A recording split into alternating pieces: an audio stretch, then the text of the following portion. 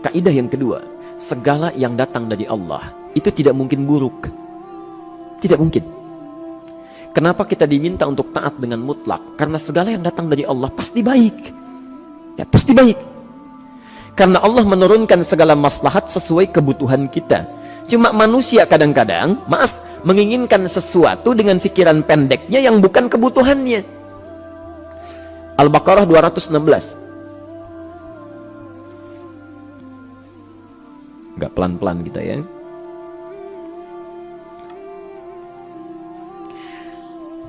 Bapak Ibu kalau diminta milih, pilih motor, pilih mobil.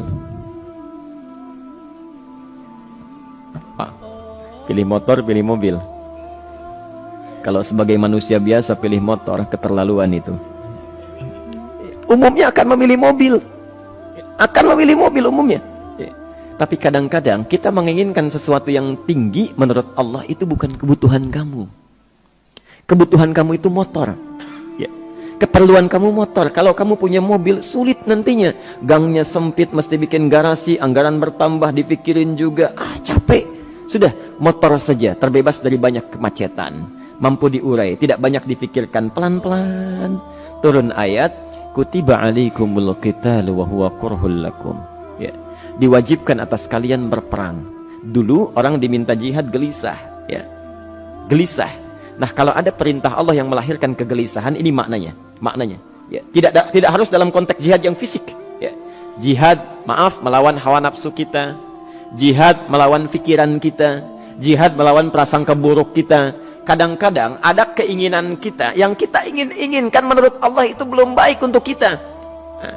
Nah, sifat manusia ketika diberikan oleh Allah keputusan yang terbaik, kadang-kadang ada sifat dalam hatinya gejolak, belum bisa menerima. Ya. Ada gejolak di hatinya. Dalam keadaan demikian kata Quran, kutiba alaikumul qital. Kalau Anda merasakan sesuatu sedang ada gejolak di jiwa, sulit menerima ketetapan Allah, maka perangi perasaan-perasaan buruk itu. Wa huwa kurhul lakum, walaupun itu sulit. Walaupun itu sulit. Jangan berprasangka buruk dulu pada Allah. Ayat yang indahnya, perhatikan kalimatnya. Asa an takrahu syai'an fahuwa khairul lakum. Boleh jadi Anda tidak menyukai sesuatu, di balik itu ada kebaikan-kebaikan besar yang Allah sedang rencanakan. Karena pikiran kita pendek, maunya sekarang saja. Tapi subhanallah, Allah sangat panjang, tidak ada batasnya. Allah memberikan maslahat sampai kamu meninggal, ini maslahatnya. Kamu berpikir sekarang saja. Wa asa an tuhibbu syai'an wa huwa syarrul lakum. Sedangkan boleh jadi di balik yang kita sukai ada keburukan yang sedang menunggu kita di depan ini, kamu tidak tahu. Ya.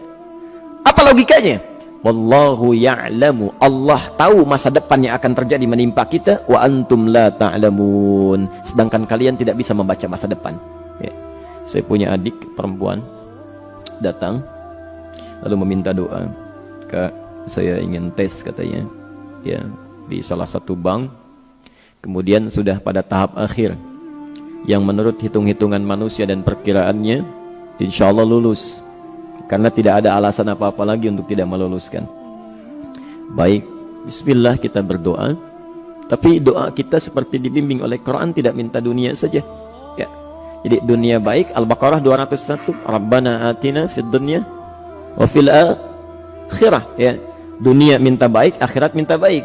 Tapi aturan dunia dan akhirat ini jangan disebandingkan, rugi. Dunia itu kecil, ya, akhirat lebih besar.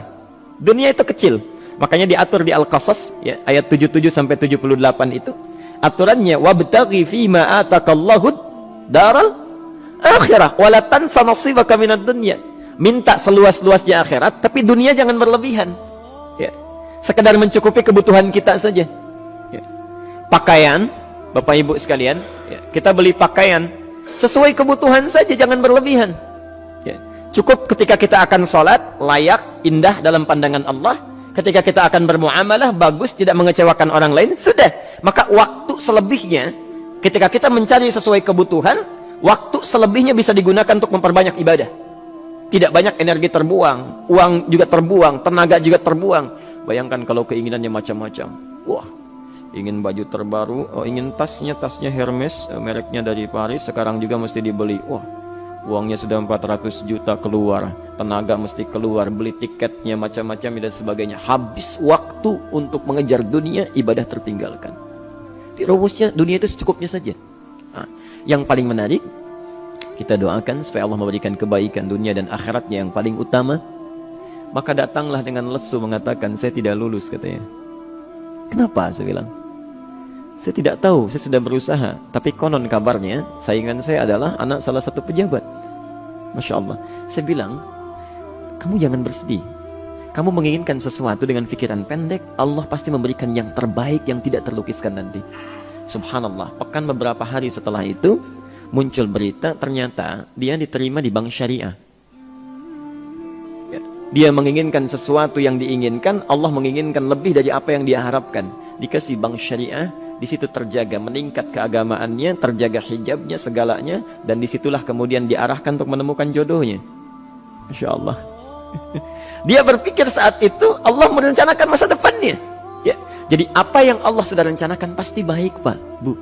Jadi tadi dari salat subuh yang pertama kali ingin disampaikan adalah, coba dilihat sampai subuh ini, adakah aturan Allah dan Rasulnya yang sampai subuh ini pernah kita langgar, pernah kita ragukan? Barangkali itu yang membuat kehidupan kita sulit. Ya. Allah, Rasul membuat aturan. Dan ada 4 tipikal orang, ya, 4 tipikal orang bila dihubungkan dengan aturan yang Allah dan Rasul sudah buat itu.